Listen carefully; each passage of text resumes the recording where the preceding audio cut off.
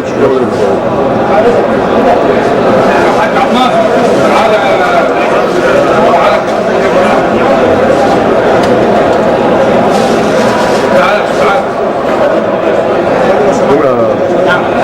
قوم يا راجل.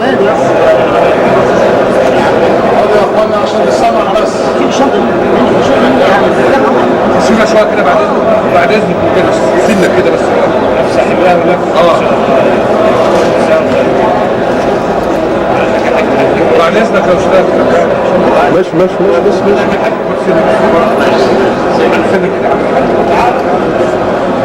بسم الله الرحمن الرحيم. الحمد لله رب العالمين الواحد الاحد الفرد الصمد الذي لم يلد ولم يولد ولم يكن له كفوا احد. واشهد ان سيدنا وحبيبنا ونبينا محمدا صلوات ربي وتسليماته عليه النبي الامي الذي علم المتعلمين واليتيم الذي بعث الامل في قلوب اليائسين. صلى عليك الله يا خير خلق الله وعلى آلك وأصحابك العظماء ومن اتبعك بإحسان إلى يوم اللقاء. وبعد بسم الله الرحمن الرحيم. ألا إن أولياء الله لا خوف عليهم ولا هم يحزنون. صدق الله العظيم. إخوة الإيمان والإسلام، كل عام وأنتم بخير. في هذه الليلة الطيبة المباركة والتي نجتمع فيها بساحة مسجد السيدة زينب بالقاهرة اليوم السبت 25 من شهر رجب عام 1427 هجريا والموافق 19 من شهر أغسطس عام 2006 ميلاديا. نحتفل في هذه الليلة حيث يحتفل الحاج جمال لبيب علي دياب وإخوته بالعيسوية شرق كعادته السنوية كل عام بالاحتفال السنوي الكبير بمولد السيدة زينب رضي الله عنها وارضاها.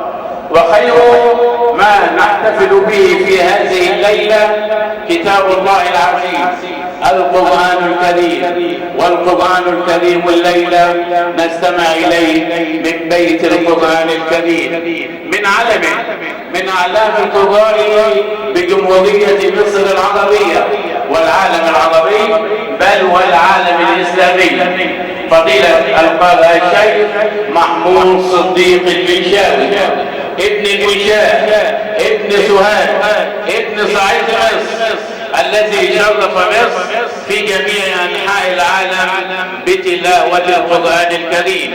فهو من بيت القرآن الكريم، هذا البيت الذي أسسه المرحوم الفاضل القارئ الشيخ صديق المنشاوي. فكان بيت القرآن الكريم، فكان فضيلة القارئ الشيخ صديق المنشاوي والقارئ الشيخ محمد صديق المنشاوي والقارئ الشيخ أحمد صديق المنشاوي والقارئ الشيخ محمود صديق المنشاوي والقارئ الشيخ صديق محمود صديق المنشاوي. نسألك اللهم أن تبارك في هذا البيت وأن تجعل هذا البيت باقيا ودائما وعامرا بالقرآن الكريم إلى يوم الدين. أيها السادة، أترك الآن الميكروفون إلى الأستاذ عبد الناصر المذيع في إذاعة القرآن الكريم فلنستمع إليه في كلمة في هذا المقام، فليتفضل مشكور.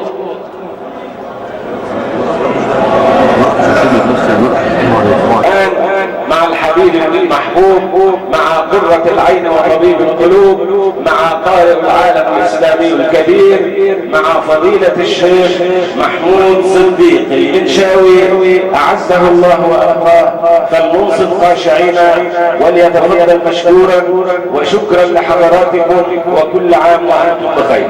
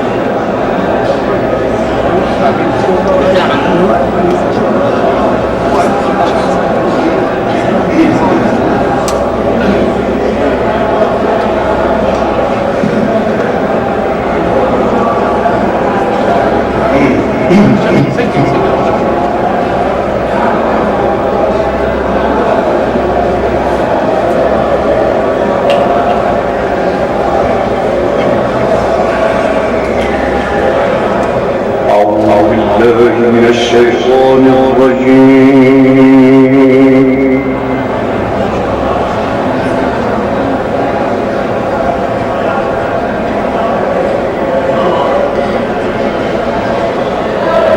بسم الله الرحمن الرحيم.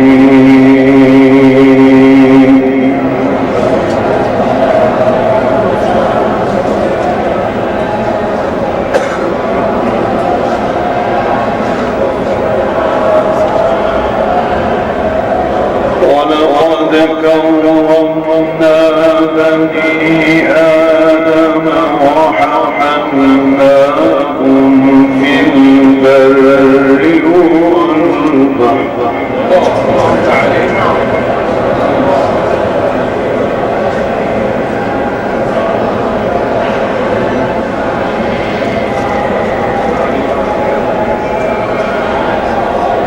ولقد كرمنا بني آدم وحملناهم في البر والبحر ورزقناهم من الطيبات.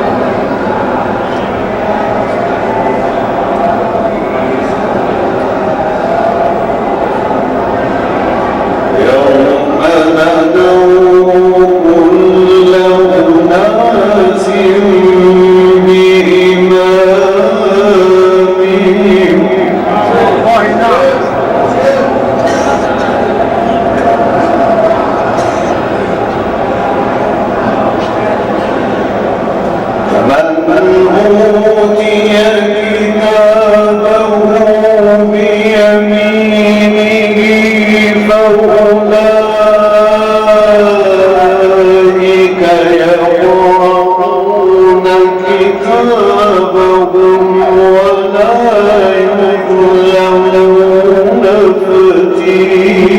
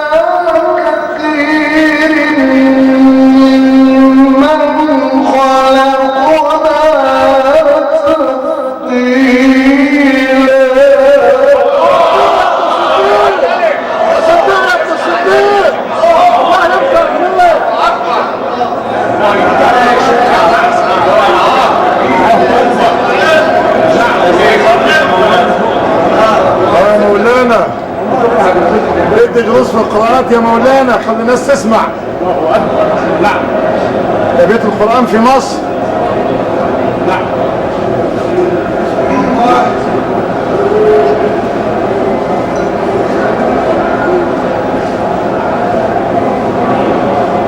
يوم ندعو كل أناس بإمامهم. فضل الله. قدامنا سيدنا النبي عليه الصلاة والسلام. نعم.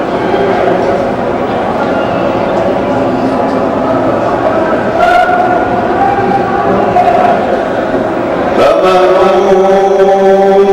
أوتي كتابه بيمينه فأولئك يقرؤون كتابهم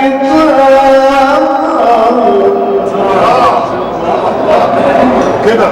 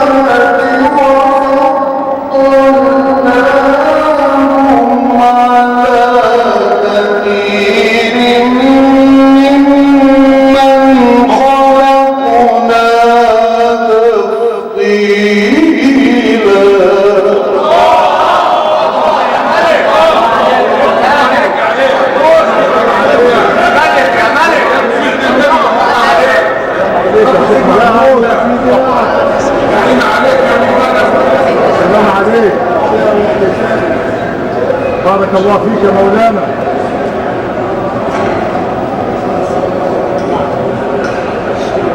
ولقد كرمنا بني آدم وحملناهم في البر والبحر ورزقناهم من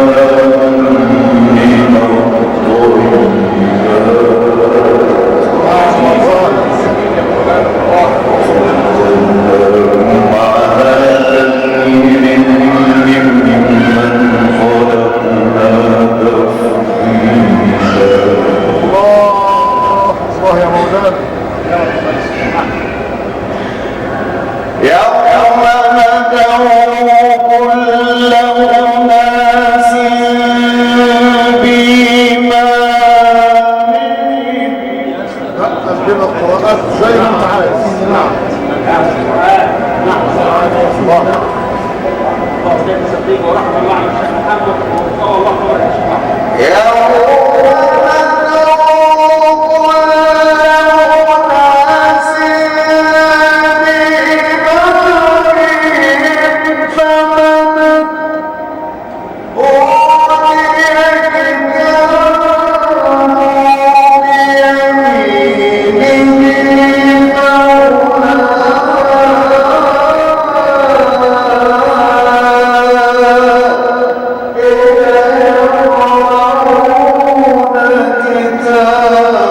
كتابهم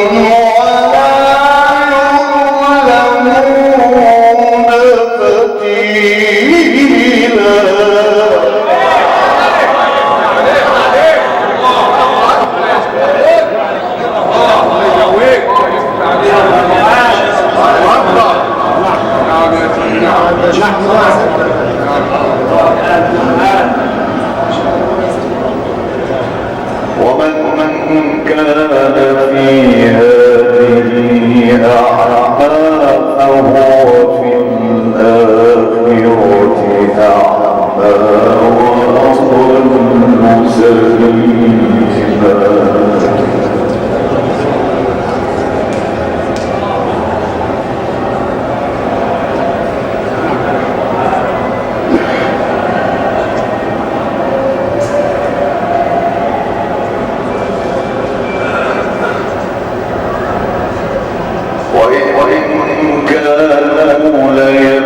ليفتنونك عن الذي أوحينا إليك لتفتري علينا غيره وإذا لاتخذوك خليلا.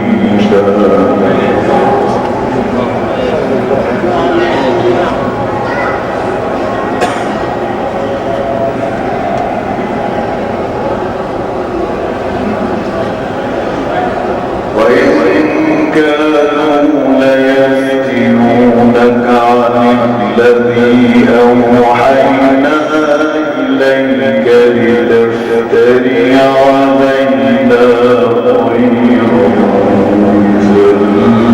لاتخذوك خليلا. صلى على النبي.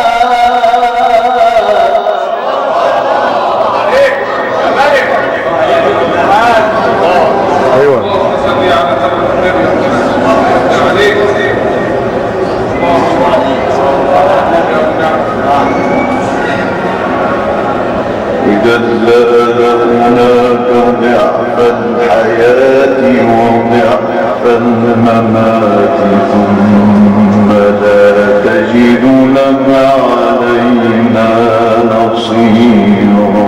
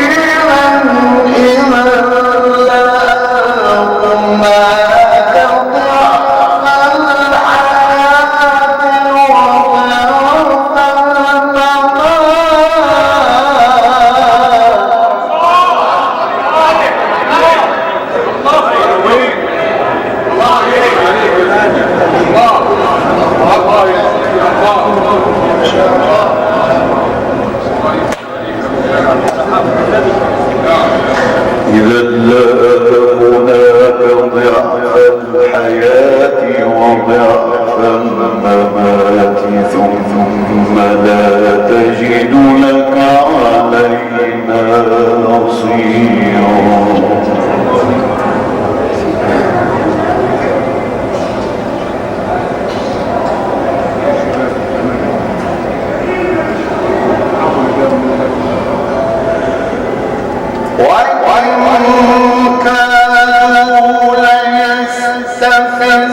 يستفزونك من الأرض ليخرجوك منها وإذا لا يلبثون خلفك إلا قليلا.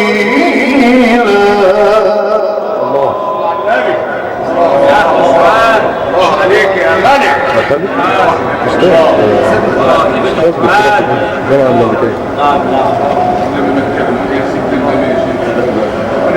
وإن كانوا ليستفزونك من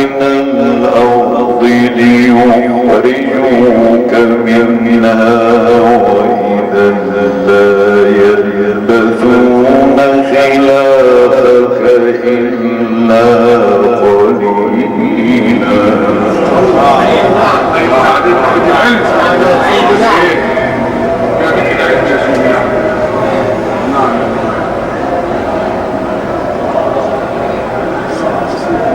سنة من قد أرسلنا قبلك من رسلنا.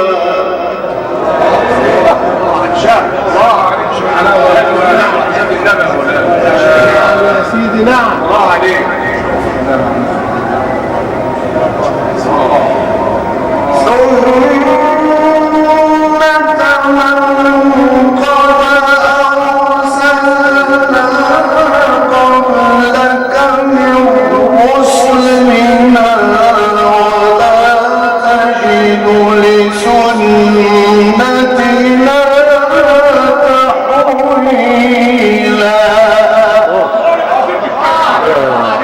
يكفي النبي على النبي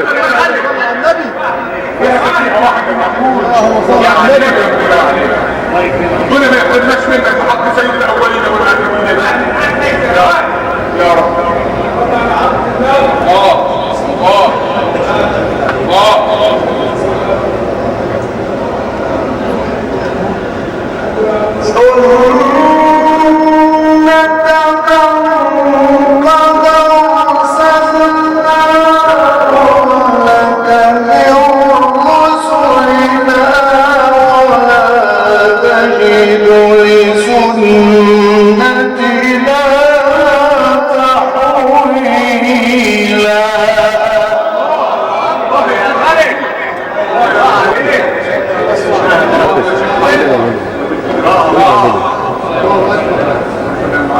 ما شاء الله.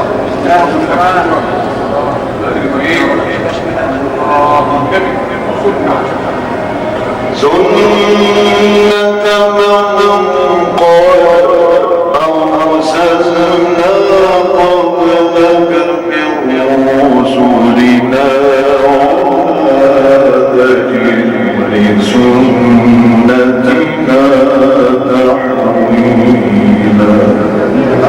فيها كثير يا شيخ محمود، فيها كثير يا عم الله. طبعا خاص طبعا خاص.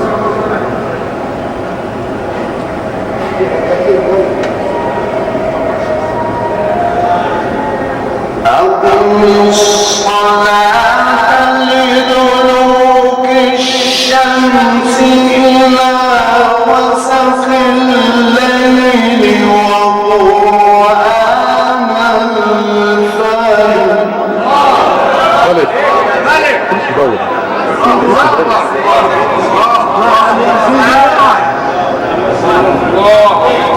نعم يا سيدي نعم.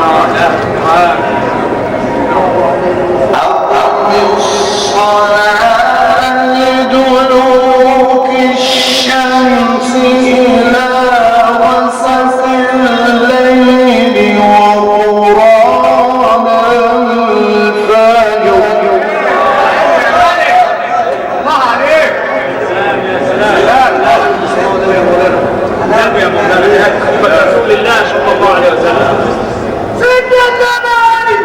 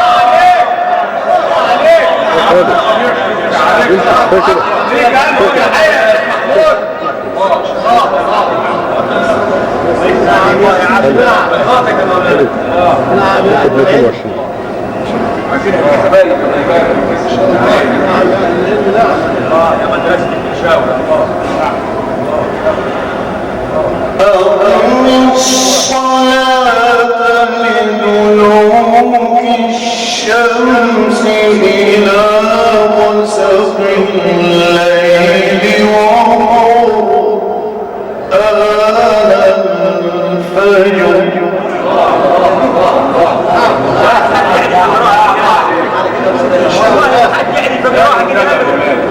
مستحيل والله العظيم ما حد يعرف يقرا كده خالص وعشان خاطر مولانا رسول الله صلى الله عليه وسلم. أقم الصلاة لدلوك الشمس إلى غسق الليل وقرآن الفجر إن قرآن الفجر كان مشهورا.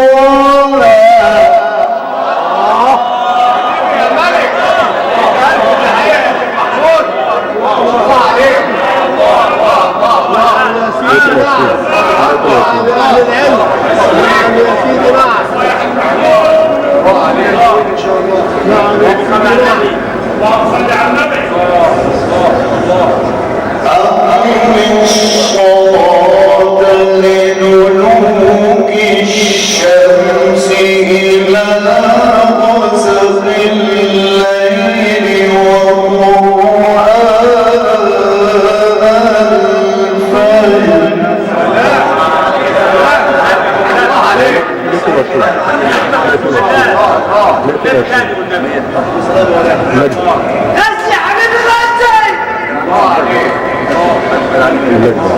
أقم الصلاة لدلوك الشمس إلى غسق الليل وقرآن الفجر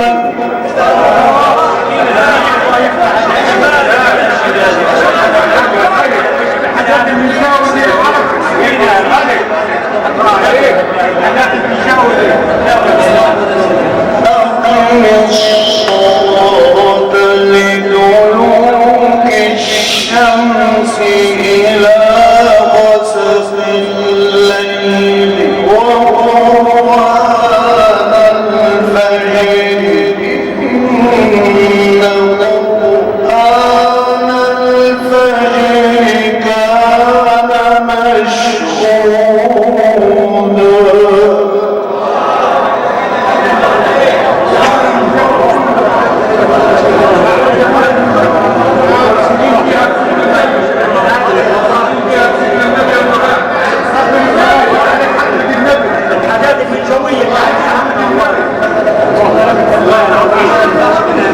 والله الحاجات البنشوية خصيصا دي ما حدش يعرف يقولها.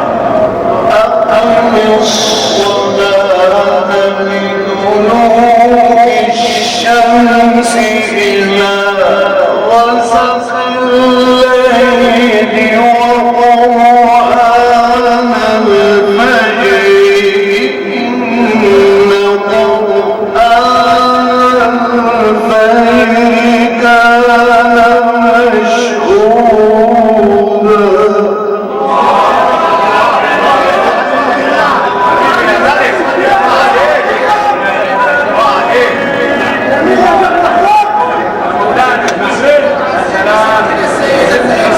ومن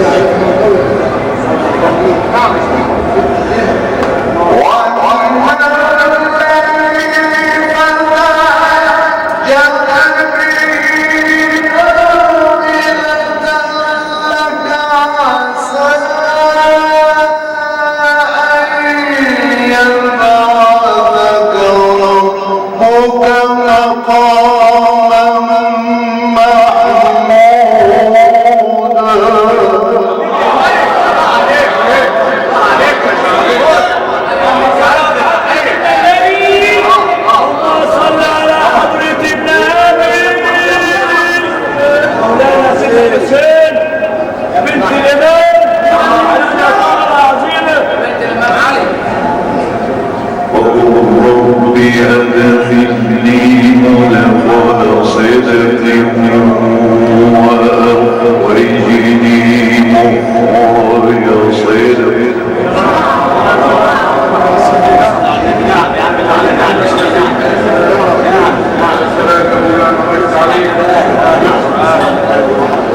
وقل رب أدخلني مدخل صدق وأخرجني مخرج صدق.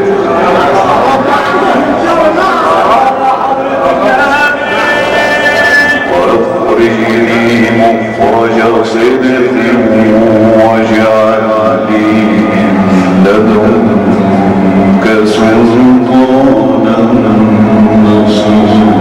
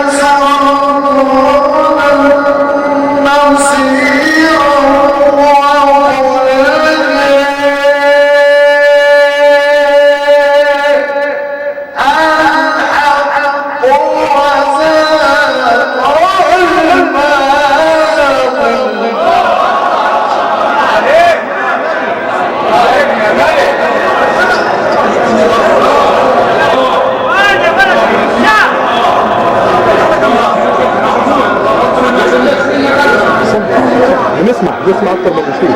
ده قرآن بنسمع اكتر ونشوف. امسك ده تسجيل لي فصل